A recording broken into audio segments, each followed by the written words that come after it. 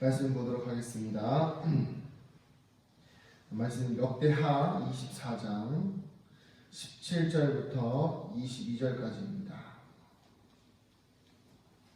역대하 24장 17절부터 22절까지입니다.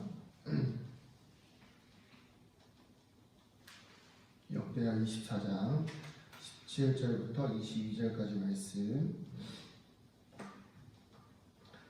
같이 한번 읽어보도록 하겠습니다. 시작. 여호야다가 죽은 후에 유다 방백들이 와서 왕에게 절하매 왕이 그들의 말을 듣고 그의 조상들의 하나님 여호와의 전을 버리고 아세라 목상과 우상을 섬겼으므로 그 죄로 말미암아 진노가 유다와 예루살렘에 임하니라. 그러나 여호와께서 그들에게 선지자를 보내사 다시 여호와에게로 돌아오게 하려 하시매 선지자들이 그들에게 경고하였으나 듣지 아니하니라. 이에 하나님의 영이 제사장 여호야다의 아들 스가랴를 감동시키시매 그가 백성 앞에서 높이 서서 그들에게 이르되 하나님이 이같이 말씀하시기를 너희가 어찌하여 여호와의 명령을 거역하여 스스로 형통하지 못하게 하느냐 하셨나니 너희가 여호와를 버렸으므로 여호와께서도 너희를 버리셨느니라 하나 무리가 함께 꾀하고 왕의 명령을 따라 그를 여호와의 전 뜰 안에서 돌로 쳐 죽였더라. 요아스 왕이 이와 같이 스가랴의 아버지 여호야다가 베푼 은혜를 기억하지 아니하고 그의 아들을 죽이니 그가 죽을 때에 이르되 여호와는 감찰하시고 신원하여 주옵소서 하니라. 아멘. 할렐루야. 수요일 새벽 예배를 드리시는 성도님들을 환영하고 축복합니다. 배신이라는 것은 누구나 다 힘들어하고 싫어하는 것입니다.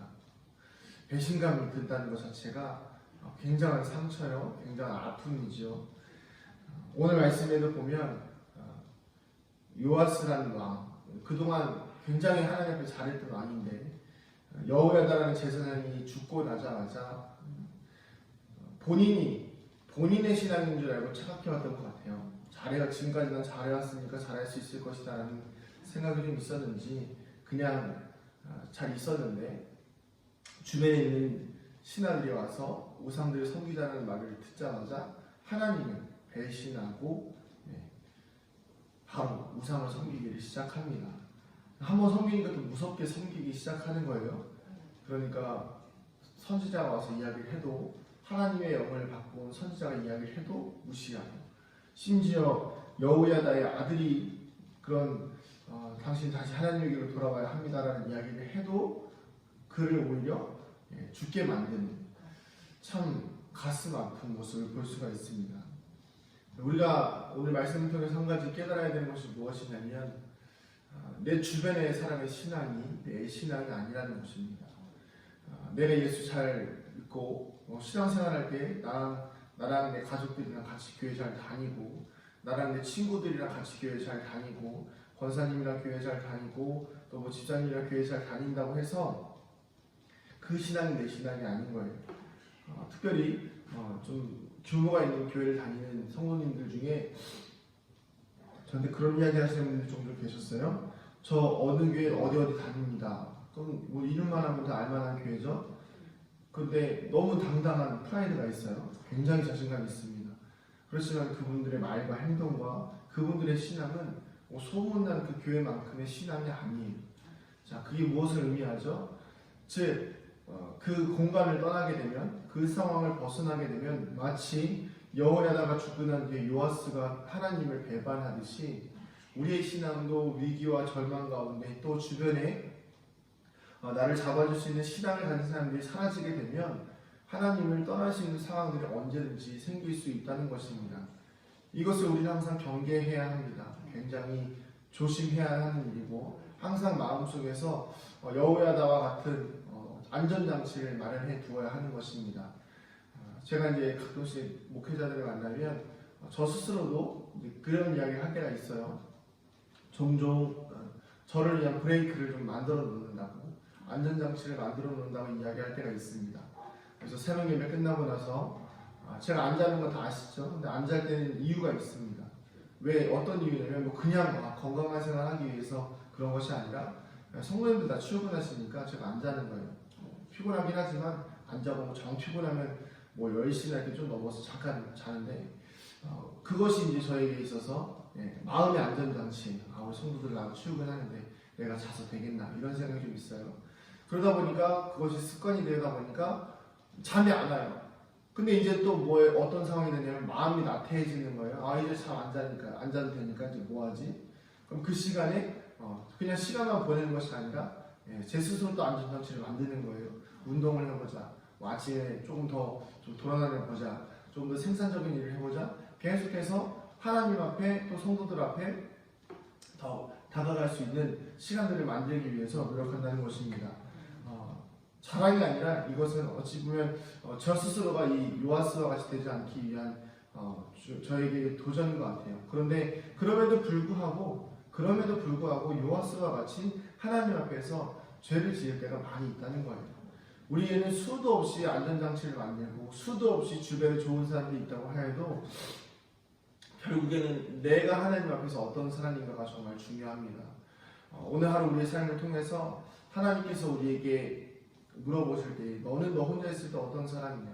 너는 너 혼자 있을 때 여호야다와 같은 사람이냐? 아니면 요아스와 같은 사람이냐라고 물어보실 때에 우리가 하나님 저 여호야다 같은 사람입니다. 요아스 같은 사람입니다. 이렇게 판단할 수 있는 자격이 있는 것이 아니라 하나님께서 말씀하시는 거예요. 너는 나에게 있어서 여호야다 같은 사람이다.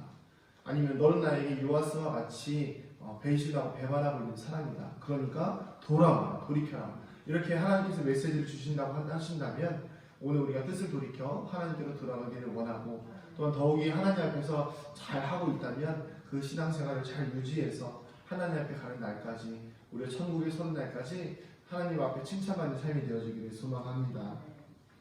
이 요아스가 참담한 행동을 한 것 중에 하나가 무엇이냐면 하나님께서 함께 신앙생활하고 함께 그 성전을 개혁하고 나라를 개혁해 갔던 여호야다의 아들을 죽인 일이에요. 참 가슴 아프죠? 마지막 절에 뭐라고 나오냐면 아버지 여호야다가 베푸는 애를 기억하지 아니하고 그의 아들을 죽이니 그가 죽을 때에 이르되 여호와는 감찰하시고 신원하여 주옵소서 하니라. 우리의 모든 것은 하나님 앞에 판단받는 것도 있지만 더 중요한 건 무엇입니까? 사람들이 보고 있다는 것입니다. 여호야다의 아들이 죽은 사건을 사람들이 모를까요? 이 역사책에 기록되어질 만큼의 내용인데요. 내 모습은 하나님께 기록되는 것도 있지만 사람에게도 기록되어집니다. 나의 행동과 나의 악한 말과 나의 악한 생각들은 누구에게나 다 기록되어지게 되어 있습니다. 참 재밌는 것이 무엇이냐면 이제 지우가 말을 하기 시작하는데 평소에는 전혀 그런 이야기를 안 해요.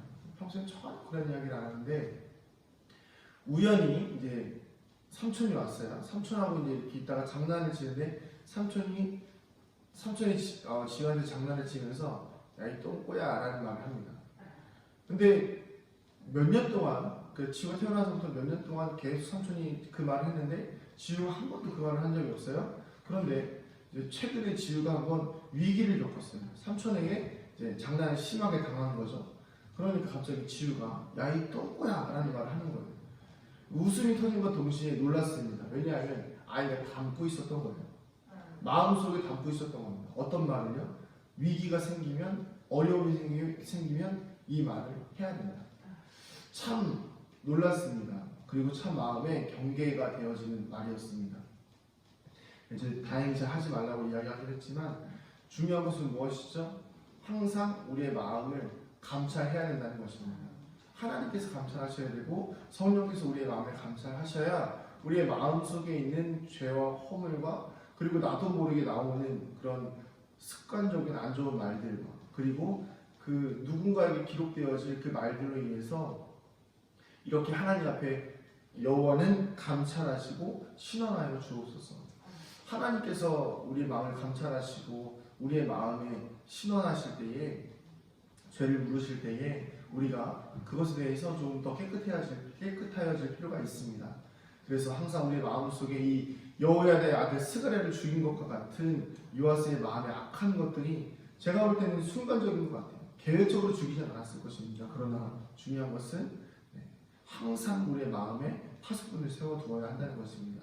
성령께서 우리의 마음의 파수꾼이 되어주시기를 소망합니다. 말씀을 정리하겠습니다.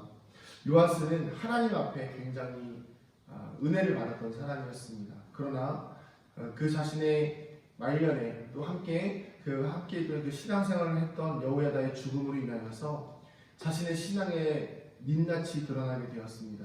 그는 신앙이 좋은 사람이 아니었고 그는 신앙이 좋은 사람이었다고 착각하였지만 알고 보니 그것이 좋은 것이 아니라 여호야다가 죽고 나서 없어지니 그 신앙이 흔들리는 사람이었다는 것을 보게 됩니다.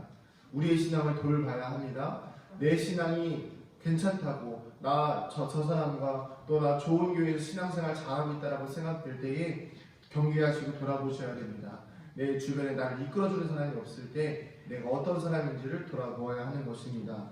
부디 돌아보셨을 때에 하나님께서 우리의 마음을 감찰하시고 신원하셨을 때에 우리의 마음속에 죄와 허물이 없어지기를 소망합니다. 그래서 우리가 요아스와 같은 삶이 아닌 여호야다와 같은 삶이 되어지기를 소망합니다. 결국 요아스는 어떻게 되어졌습니까? 자신의 왕들이 모셔지는 왕의 묘실에 들어가지도 못하고 인생을 마감하게 됩니다. 참 비참한 일이죠. 왕으로서 존중받고 존경받아야 하는데 그러지 못한 삶을 살고 인생을 마감하게 됩니다. 하나님을 떠난 인생은 이렇게 비참해집니다. 하나님을 떠난 인생은 항상 마지막이 가슴이 아프고 비참한 슬픈 일을 겪을 수밖에 없습니다.